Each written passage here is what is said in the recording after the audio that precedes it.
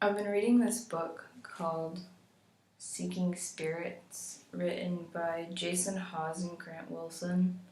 They used to have a show on Sci-Fi about paranormal investigations.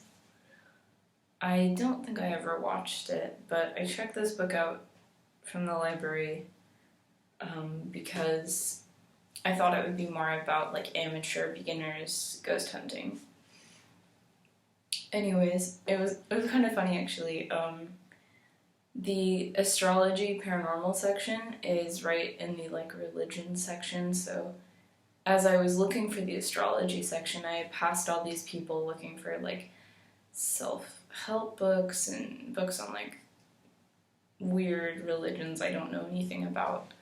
And they were all just kind of looking at me like, what the fuck are you doing in this part of the library? And I was like, Anyway, so they had this excerpt on EVP that I wanted to read. There's an account of this guy named Eric Cole whose wife died, and he called the investigators because he was convinced that his wife was still in the house with him. Now, they did numerous tests and couldn't find any evidence that she was there.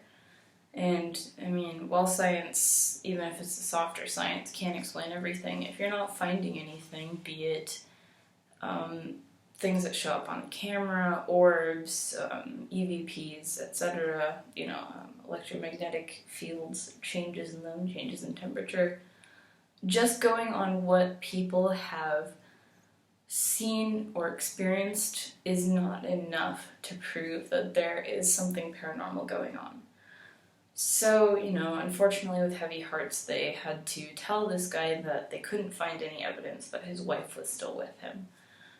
And when they were playing the EVP back over again, they, when they were playing the audio recordings over again, they found an EVP. And EVP stands for electric voice phenomenon, and it's any like audio distortions. It's easy for ghosts to contact the other side this way because it takes less energy than physically moving something or manifesting. That's just as far as I know. So anyways, I wanted to read to you their piece on EVP because it's always been my favorite, and it's the most interesting. It's been around since like the late 70s, so it's very well tested, and there is sort of more, it's more like scientifically provable than other things because you can control a lot more things related to audio. There's a lot of ways you can do that. Anyways, I'm just gonna get right into it. Back in 1959, a Swedish painter, performer, and film producer named Fredrik Jurgensen went out into the woods to record bird songs, one of his hobbies apparently. Afterward, when he played his tape back, he heard something in addition to the bird sounds, something he didn't expect: human voices, even though he was the only person close enough to the tape recorder to be heard. Curious, Jurgensen experimented further with his tape recorder, taking it to even quieter places, both indoors and outdoors. His experiments were rewarded with additional voices, some of them uttering just a word, and some uttering entire phrases. To his surprise, he recognized one of the voices as that of his dead mother, using phrases familiar to him to communicate from beyond the grave. Because of his experience, Jurgensen concluded that the voices he had recorded were those of the dead. Was he correct in his assumption? Even today, paranormal investigators don't know for sure. What we do know is that human-sounding voices have been recorded on tape recorders, digital voice recorders, video recorders, and other such devices a great many times since Jurgensen first heard those audio artifacts among his bird songs. Interestingly enough, these artifacts aren't audible at the time they're being recorded. It's only later on, when the recording is played back, that ghost hunters are able to take note of them. Asthma, deep breath. We call these electronic phenomena, we call them electronic voice phenomena, or EVPs. At TAPS, we consider them one of the most valuable tools we have in our investigation of the paranormal. Of course, there are skeptics who say that the voices detected by ghost hunters are simply the remnants of earlier recordings on our tapes.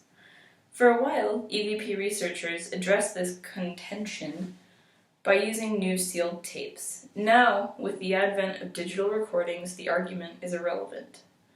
Skeptics also point to stray audio broadcasts as possible source of EVPs. But as people who have had any experience with EVPs will tell you in a heartbeat, that argument is absurd. After all, these voices are responding to questions, commenting on specific situations, and sometimes even addressing the researcher by name. These chances of a stray radio broadcast accomplishing this are pretty remote. What's more, the voices captured aren't the voices of professional broadcasters. They're often the voices of children, or the elderly, or people with heavy accents. They may be full of emotion, they may mispronounce words, or swear, or mumble, or do any number of things professional broadcasters would avoid. So whose voices are they? Are they dead and trying to communicate with us? Most EVP researchers believe they are. And the types of things we hear in EVPs would seem to back up that contention. Sometimes the voices we record are asking for help. Sometimes it is demanding that people leave a certain place. Sometimes it seems to be telling someone that it misses that person's company. Clearly, these are the kinds of things we would hear if we could communicate with the dead. On occasion, our clients will even recognize the voice in question. They'll tell us that it belongs to a friend or relative who has passed over. For instance, in one of our televised cases, a man named Adam Zabrowski called us in to investigate some bizarre occurrences in his house. We recorded a number of EVPs there, but we couldn't make out the words when we played them back for Adam. He recognized the voice as that of his grandfather. The reason we couldn't understand him was that he was speaking in Polish. How do we create the best conditions for recording an EVP? First off, avoid the use of cheap recorders. Do your best to find something better. Even a portable stereo has better recording capabilities than something the size and quality of a Walkman. Second, use an external microphone. Any recording device, no matter how sophisticated it is, will give off some kind of internal sound. If you're depending on a built-in microphone, this sound will drown out an EVP, making it very difficult to understand, if you can hear it at all. Third, don't economize when it comes to the quality of your discs or tapes. Remember, these are what hold your valuable recordings. Spend the extra couple of bucks on quality and assure yourself a better sound. Fourth, turn on a little background noise. You may want to try running water, TV or radio static, also known as white noise, or even a vacuum cleaner. The idea is to create a steady but meaningless stream of sound. After all, spirits require a great deal of energy to make noises that will register on our recordings. This is why ghost hunters often hear only mumbles and groans when they review their data, because the spirits they're contacting don't have the energy they need to produce recognizable words or phrases. If you supply them with background noise, they can piece together sounds from the static to more easily form words. Not enough maybe for us to hear them with our ears alone. However, our recorders are more sensitive than the human auditory apparatus, so we're making it easier for the spirits to be heard. On the other hand, you don't want to run the risk of overpowering the recording, so make certain to unplug anything in the room that you don't need to create background noise or record your EVP. Remember, almost any machine that uses electricity will make some kind of sound. When you play back your data later on, the sound may fool you into thinking it's being made by a ghost. The next step is to establish some comparative noises on your recording. Comparative noises are coughs, heavy breathing, footsteps, banging on walls, words and phrases spoken in surrounding rooms at various volumes and pitches, and so on. Any sound that could possibly be mistaken for an EVP later on. When you're done, announce on your disc or tape that you've completed the comparative noise part of the program, and you're ready to record in earnest. At this point, just set down your recorder and relax, get comfortable, take a breath, clear your mind, and sit still. Some people like to say a prayer, but that's really an individual choice. A number of ghost hunters believe asking questions of a spirit helps the odds of recording an EVP. If you choose to do this, be sure to keep your questions simple and straightforward. For starters, try, "What's your name?" Steer clear of questions like, "How often did you think about going to your mother's house, and if it was often, which days did you decide not to do it?" Don't forget to leave a long pause between your questions so the spirit has time to answer. Give it about 3 times as long as you would give a living person, and don't whisper. When you pose your questions, speak loudly and clearly. Whatever you do, don't speak directly into the microphone. After all, when you play back the tape, you'll have the volume cranked up, so you can hear every little sound. If you come booming over the speaker at 50,000 decibels, your chances of hearing anything ever again are slim to none. When you're done with your recording, you may politely thank the spirit. Of course, you don't have to do this. Like praying beforehand is a matter of personal choice. In any case, respect the spirit you're trying to contact. If you can help it, once you've heard what it has to say, make every effort to do so. Don't start off by asking spirits if they know they're dead. Would you want to hear that? Also try to keep in mind the time period in which they lived. Spirits who died back in the 1600s won't have any idea what a recorder or a camera is. So if you mention such items, you'll only confuse them. Always keep in mind the reason for your recording, so that you can document the presence of a supernatural entity on the premises. For your data to be scientifically sound, it has to be clear and irrefutable as possible. If someone can say your EVP was something else, it's of considerably less value to you. As with any evidence, you have to put an EVP to the test before you can rely on it. If you think you've got an EVP, ask someone else to listen to it. If the person comes to the same conclusion you did, you're a step closer to confirmation. If a third person hears the same thing, maybe you can call it evidence of a haunting. So, okay, that was a lot to digest, but I think this is all really good information. I found the person to first kind of discover and play with EVP, their story of like recording bird calls and hearing like voices of dead people to be really like interesting and poignant. I'm surprised there's not like a movie or a book about that, because that's some fucking shit. I wanted to talk a little bit more about the part where they like suggested like etiquette for EVP recording. I think it is really good to give the spirits longer time to answer, though when I like watch TV shows where they're investigating things, the spirit answers almost immediately. To my knowledge, I've never recorded an EVP. I do think, regardless of a spirit's intentions, good or bad, it is very important to be respectful, because even if they're acting out and acting negatively, the reality is they just want something. There's something that's preventing them from moving on. And I do think that if they've, gone out of their way to take the energy to tell you what's going on with them, it is the most respectful to find a way to help them with whatever it is.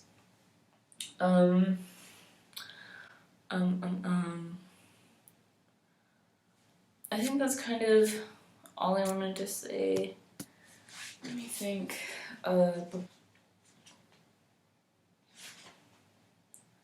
There's another tool that's used in ghost hunting a lot called a spirit box.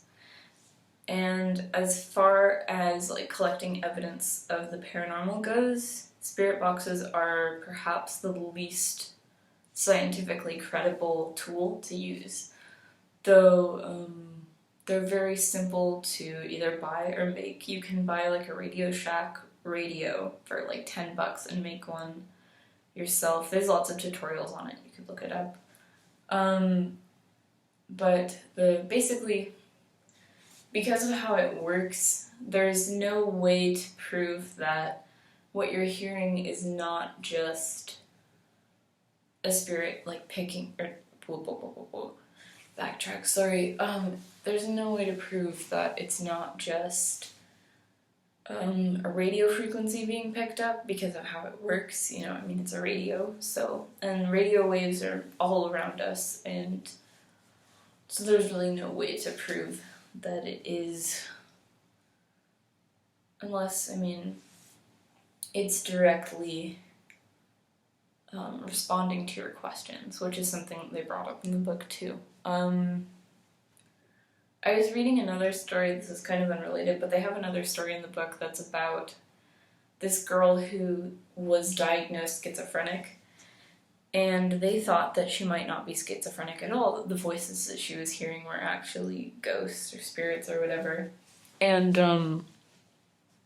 to back it up, they were actually recording EVPs, and they asked the girl to write down what the voices were saying to her, and when they played back their recordings, the things that the girl was writing down to the best of her abilities matched up with what the EVPs were saying. So from that they were able to deduce that she was not schizophrenic, but just sensitive or clairvoyant or whatever you want to call it. And I think it's interesting, I have some sort of experiences with similar things in my family sort of more recently. I feel like a family's kind of concepts of the paranormal and stuff like that should be addressed when diagnosing someone, for the opposite reason actually. What someone's describing as ghosts could actually be a symptom of mental illness or, something sinister. Of course, psychologists do everything they can. They take religion into account. That's if you're even seeing a psychologist. But just as a person who is in a family that really believes in ghosts and paranormal experiences, I think it's good to consider the fact that maybe you actually are hallucinating. Maybe it's not a ghost. That's kind of all I have for right now. I really recommend reading Seeking Spirits if you have the time, because it's mostly ghost stories, and I'm not sure if all of it's true. I've actually been feeling kind of a heavy skepticism towards everything since I started reading it, because not everything you read is real, obviously, but there's definitely some good pointers about people interested in investigating the paranormal. And if you like ghost stories, they definitely have some good ghost stories. They're all very short. That's kind of all. Sayonara.